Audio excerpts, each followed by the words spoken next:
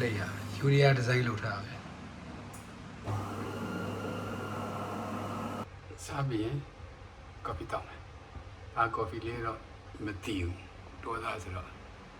အားလုံးညရွယ်ဖတ်တယ်အောင်အဲကြောင့်မလို့စားပြီးဒီကော်ဖီလေးတွေဆက်ထားရှိတယ်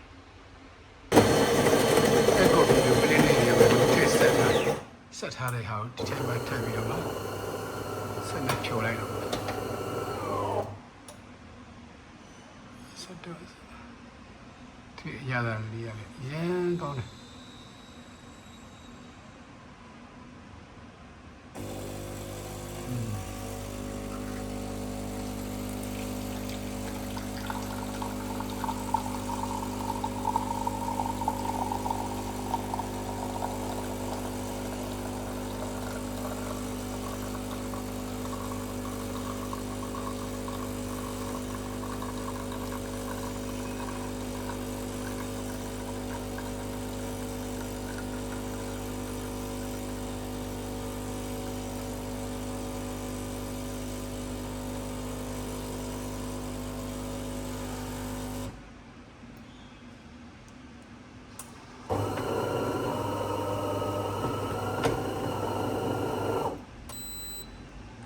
ကော်ဖီရဲ့တက်လာတဲ့ပုံကိုသိသိချင်တာကော်ဖီကဘယ်လိုဖြစ်သွားတော့ဆိုတာ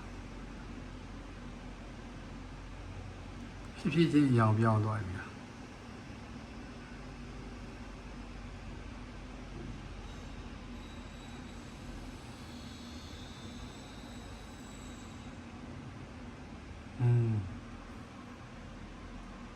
ကိုချရတဲ့မိတ်ဆွေပေါင်းတဲ့နေဒီလိုကော်ဖီလေးတက်ချင်သေးတယ်အဲ့ကော်ဖီလေးအစီဝေးလာဒါကော်ဖီတစ်ခွက်ရဲ့ဒါပဲရီအီလေးတစ်ခွက်ရဲ့ခောက်ဆွဲရည်ပြီး